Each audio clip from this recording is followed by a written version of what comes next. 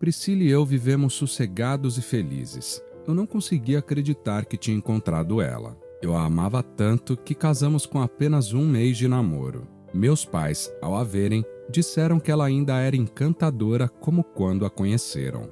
Antes de começarmos, já aperte o botão de gostei. Isso nos ajuda a divulgá-lo para outras pessoas. Conto com a sua ajuda. Vamos ao vídeo. Olá, meu nome é Manuel. Trabalho em um hospital de uma importante rede de hospitais da Grande São Paulo. Eu tenho 30 anos e nos últimos 5 anos enfrentei alguns desafios. Eu nunca imaginei que passaria por tantas provações em minha vida. E não vou mentir, por várias vezes eu apenas pensei em desistir. Mas uma força dentro de mim me disse que tudo daria certo no final e que eu precisava enfrentar a tormenta para chegar à bonança. Vou começar pelo começo. Eu vim de uma família tradicional de São Paulo. Cresci com minha mãe e meu pai e minha vida sempre foi muito confortável. Eu sempre entendi que tive sorte por ter uma família presente e por nunca ter enfrentado dificuldades financeiras.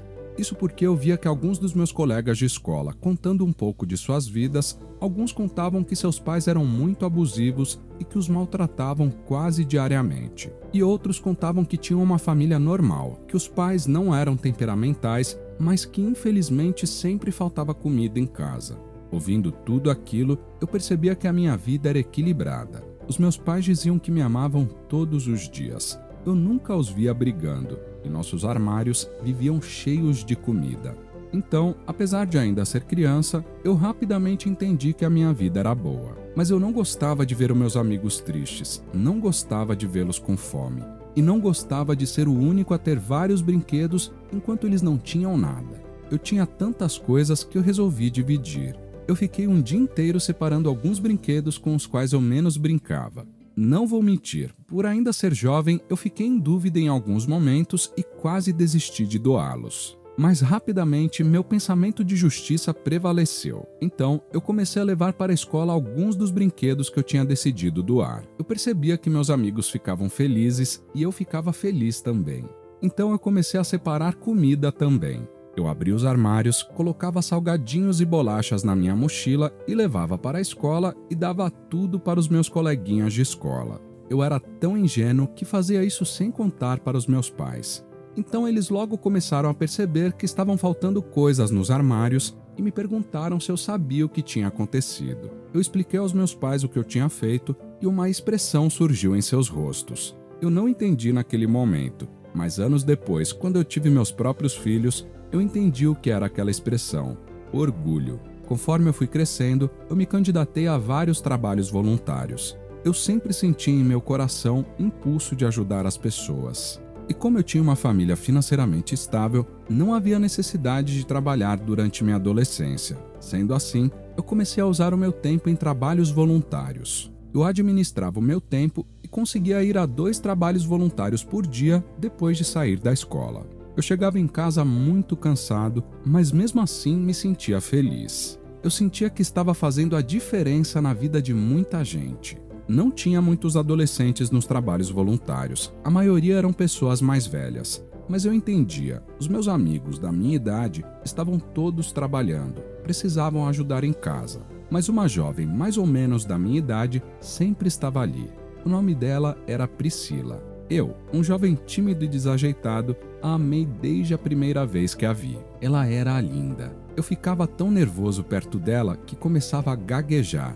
Mas ela, percebendo aquilo, sorria para mim, colocava a mão em meu ombro e dizia: acalme o seu pensamento e a sua fala vai se acalmar também. Ela era incrível. Infelizmente, quando a conheci, Priscila tinha um namorado. Então, nós nos tornamos amigos. Eu adorava conversar com ela. Ela era tão inteligente e divertida que me fazia sentir interessante também. A Priscila sempre teve esse poder, fazer as pessoas se sentirem bem.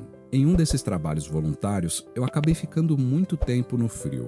Eu tinha saído apressado, e mesmo minha mãe dizendo para eu não esquecer de me agasalhar, eu me esqueci. Cometi esse erro terrível de não ouvir a minha mãe. A noite, que antes estava quente a princípio, esfriou bastante. Nós tínhamos ido distribuir marmitas para moradores de rua e do nada começou a garoar. E depois ficou bem frio. Eu não tinha levado agasalho, mas também não queria parar de distribuir as marmitas. Então, eu continuei distribuindo os alimentos, mesmo com a garganta arranhando e tossindo. Os moradores de rua nos agradeciam, e muitos deles já eram conhecidos. Alguns deles ajudavam a arrumar a fila, outros ajudavam a distribuir os talheres descartáveis. Eu me sentia muito bem naqueles momentos. Tinha me tornado amigo de muitas daquelas pessoas. E foi um de meus amigos que disse que eu estava muito pálido. Assim que ele terminou de falar isso, eu me senti muito fraco e precisei me apoiar na mesa que estava cheia de marmitas. Eu estava me sentindo enjoado e com muita sede. Então alguém colocou a mão em minha testa e disse: ele está com febre sim, vou levá-lo para casa. Essa voz era delicada, mas ao mesmo tempo confiante. Era Priscila.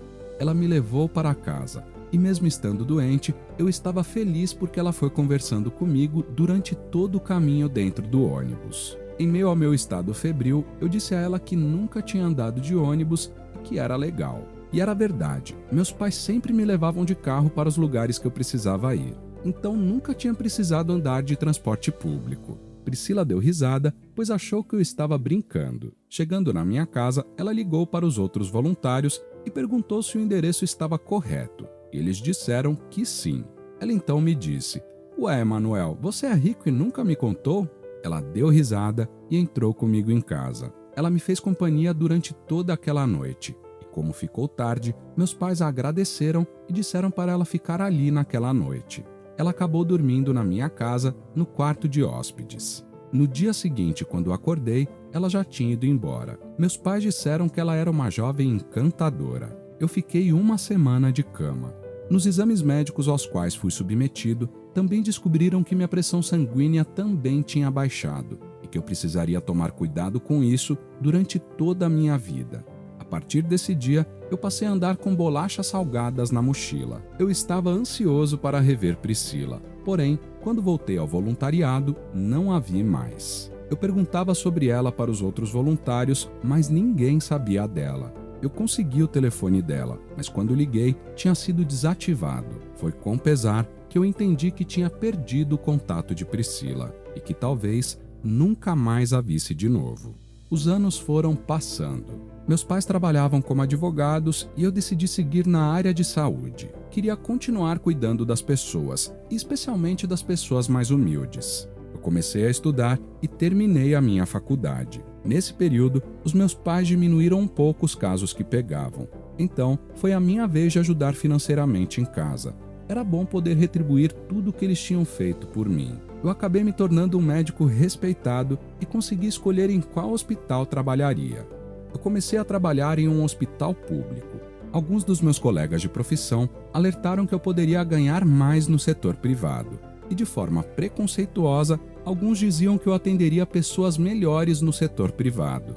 Eu sempre respondia que pessoas são pessoas e pacientes são pacientes, e que no momento de doenças e de dores, todos éramos iguais, independentemente da situação financeira. Trabalhando próximo ao público, eu me envolvia em muitas histórias, em muitas vidas. E algumas me comoviam tanto que eu precisava chorar escondido no banheiro ou do lado de fora do hospital. Mas nenhuma história me comoveu tanto quanto a de uma mulher que tinha sido espancada pelo namorado e chegou desacordada ao hospital. Eu tinha ouvido alguns dizerem que o namorado já estava preso e que ficaria preso por bastante tempo se aquela mulher fosse até a delegacia quando acordasse. Pela minha experiência, eu sabia que muitas mulheres, por medo, não denunciavam os seus agressores. Então, eu pensei em falar com ela quando ela acordasse. Eu iria tentar convencê-la a denunciá-lo. A mulher ficou desacordada durante a semana inteira devido à gravidade das agressões, e a minha competente equipe estava cuidando dela enquanto eu cuidava de vários outros pacientes. Quando me disseram que ela tinha acordado, eu fui até ela e meu coração quase parou. Ao contar essa parte da história, eu preciso até beber um copo d'água. É doloroso só de lembrar. Para tirar esse sentimento horrível que essa lembrança me traz, eu olho para os meus filhos brincando à minha frente. Eles estão conversando entre si daquela forma adorável que só as crianças sabem. E quando um deles me olha e sorri para mim, eu sinto meu coração se encher de alegria. Isso é passado, mas mesmo assim eu preciso contar. Naquele dia no hospital, o meu coração quase parou, pois era Priscila a paciente. A mulher que eu sempre tinha amado tinha sido covardemente agredida. Quando ela me viu, ela sorriu e uma lágrima escorreu pelos seus olhos. Ela tinha me reconhecido. Priscila me contou que desde a época do trabalho voluntário, ela estava presa em um relacionamento tóxico. O namorado era abusivo e praticamente mandava nela. Foi por ordem dele que ela desativou a sua linha do telefone celular e também foi por ordem dele que ela se mudou. Priscila disse que queria largá-lo, mas que tinha medo. Ela disse que sempre gostou de mim, mas quando soube que eu era rico, temeu se declarar e parecer uma interesseira. Ela disse que o namorado sempre tinha batido nela, mas que na última surra a intenção dele era acabar com sua vida e que só tinha parado de bater nela pois achou que tinha conseguido fazer isso. Quando Priscila se recuperou totalmente, eu me declarei para ela e disse que sempre tinha amado ela. Nós começamos a namorar e eu nunca tinha sido tão feliz. Eu disse a ela que precisávamos garantir que seu agressor ficasse preso e fomos os dois prestar queixa. Contratei o melhor advogado e garantimos que aquele crápula pegasse a pena máxima porque ele tinha cometido outros crimes em sua vida. Priscila e eu vivemos sossegados e felizes. Eu não conseguia acreditar que tinha encontrado ela. E eu a amava tanto que casamos com apenas um mês de namoro. Meus pais, ao a verem, disseram que ela ainda era encantadora como quando a conheceram. Priscila e eu tivemos uma vida de contos de fadas. Como adorávamos crianças, decidimos ter filhos. Priscila engravidou e, para nossa surpresa, teve trigêmeos. Eu era o homem mais feliz do mundo. Quando eu consegui pegar as minhas férias, nós 5 viajamos. Fomos para um parque de diversão tão divertido que nossos filhos quase quiseram morar lá. A vida era maravilhosa. Quando os nossos filhos completaram 4 anos, nós decidimos tirar um fim de semana para nós dois. Meus pais ficaram com as crianças e nós fomos. Tudo estava bem, eles adoravam os nossos filhos e nossos filhos adoravam o vovô e a vovó. Priscila e eu tínhamos ido passar um final de semana fora e tinha sido ótimo. Tínhamos conseguido ficar a sós e nos sentimos como namorados e jovens outra vez. Na volta, enquanto eu dirigia, o clima começou a esfriar. Nós dois estávamos tão empolgados que nem nos demos conta que começou a chover. Quando a chuva ficou mais forte, percebemos e decidimos parar. Priscila e eu conversávamos, estávamos felizes e o posto de gasolina já estava próximo. Mas como na minha juventude, a minha pressão sanguínea baixou de repente. Eu ainda consegui ver a expressão de preocupação no rosto de Priscila quando todo o meu corpo cedeu e eu desmaiei. Sem controle do veículo, o carro rodopiou pela avenida e só parou quando bateu de frente com um poste. Eu acordei enquanto os paramédicos me tiravam de dentro do carro, que estava muito amassado. Mas rapidamente eles me sedaram e me colocaram dentro da ambulância. Eu perguntava onde estava a Priscila, mas acabei adormecendo de novo devido aos remédios que me deram. Eu acordei no hospital e soube que não tinha sofrido grandes ferimentos. O meu braço tinha quebrado, mas com o gesso eu iria ficar bem. Mas Priscila tinha ficado em estado grave. Os psicólogos diziam que não era culpa minha, mas não era o que eu sentia. Durante vários dias, quando eu estava abatido, um dos meus filhos vinha até mim e me abraçava. "Te amo, papai. Vamos desenhar? Quer ir ver desenho comigo?" Quando eu menos esperava, já estava sorrindo e me sentindo novamente feliz. Vários meses se passaram e Priscila não acordava.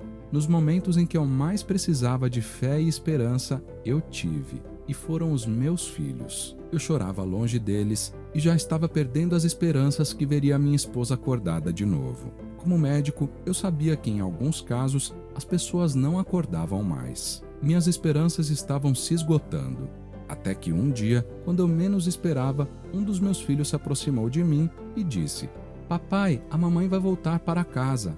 Primeiro eu sorri daquela ingenuidade infantil, mas de repente o telefone tocou e eu atendi, e meu coração disparou.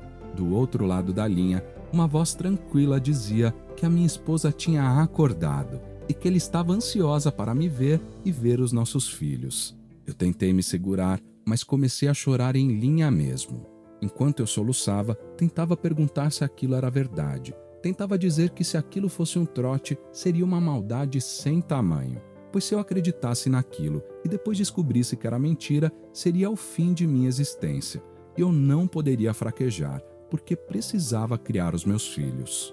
Mas como se lesse meus pensamentos, do outro lado da linha a mulher continuou falando. Ela garantiu que não era um trote. A sua voz era tranquila, mas firme. Emanuel, ela acordou. A sua esposa acordou e ela quer ver você e os seus filhos. O horário de visita já acabou, mas abrimos uma exceção se puder vir agora. E essa exceção é porque essa situação é atípica. Os médicos ficaram estupefatos e felizes quando ela acordou. Alguns disseram que foi um milagre, ela disse. Eu agradeci entre soluços e disse que estava a caminho. Eu tinha começado a tomar uma medicação nova que mantinha minha pressão normal. E antes de sair de casa, só por precaução, eu medi a minha pressão. Estava tudo bem. Então, eu comecei a me preparar para sair. Com os olhos vermelhos, eu disse a meus filhos para irem para o carro e peguei o meu caçula no colo. Eles perguntavam o que estava acontecendo, mas eu disse que iríamos dar um passeio. Mesmo com aquela informação e com a esperança crescendo em meu coração, eu preferi não contar aos meus filhos aonde estávamos indo. Eu queria que eles vissem antes de eu contar. E mesmo eu queria ver. Eu queria ver a minha esposa acordada. Chegamos ao hospital. Eu corri para tirar os meus filhos da cadeirinha. A minha mão tremia tanto que eu não conseguia soltar os cintos. Os meus filhos já tinham perguntado tantas vezes o que estava acontecendo e onde estávamos indo que eu já nem pensava direito. Eu os tirei das cadeirinhas e entrei correndo no hospital. Eu fui descobrir mais tarde que tinha esquecido a porta do carro aberta, mas naquele momento apenas uma coisa importava: a Priscila. Eu entrei no hospital e fui direto para a recepção. Algumas pessoas que estavam sentadas aguardando atendimento voltaram seus olhos em minha direção. Recebi vários olhares confusos. Imagino como estava a minha aparência: cabelos desgrenhados, suado e olhos vermelhos. Nada disso importava, apenas Priscila me importava. Agarrado aos meus filhos, eu me aproximei da recepção. Com a fala entrecortada, eu olhei para a recepcionista e disse: Priscila, eu vim por causa da Priscila. A recepcionista fez uma cara confusa. Senti meu coração se quebrar. Mas respirei fundo e perguntei novamente: Priscila Maria do Carmo, ela está nesse hospital. Ela acordou? Eu recebi uma ligação. Por favor, me diga que ela acordou. A recepcionista continuou me encarando. Então ela sorriu. Sim, ela acordou, a recepcionista disse. Eu senti que fosse desmaiar, pois as minhas pernas ficaram fracas. Coloquei o meu filho no chão, me agachei ali na recepção mesmo e comecei a chorar.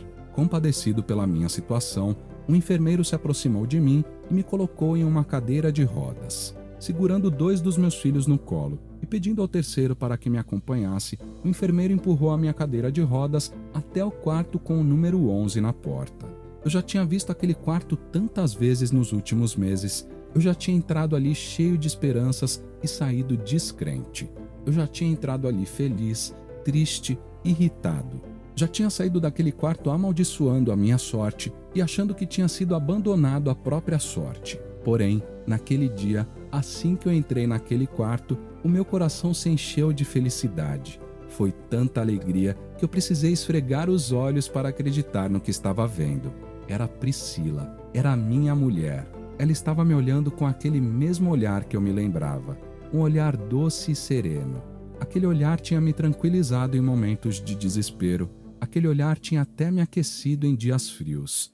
Como eu tinha sentido falta daquele olhar.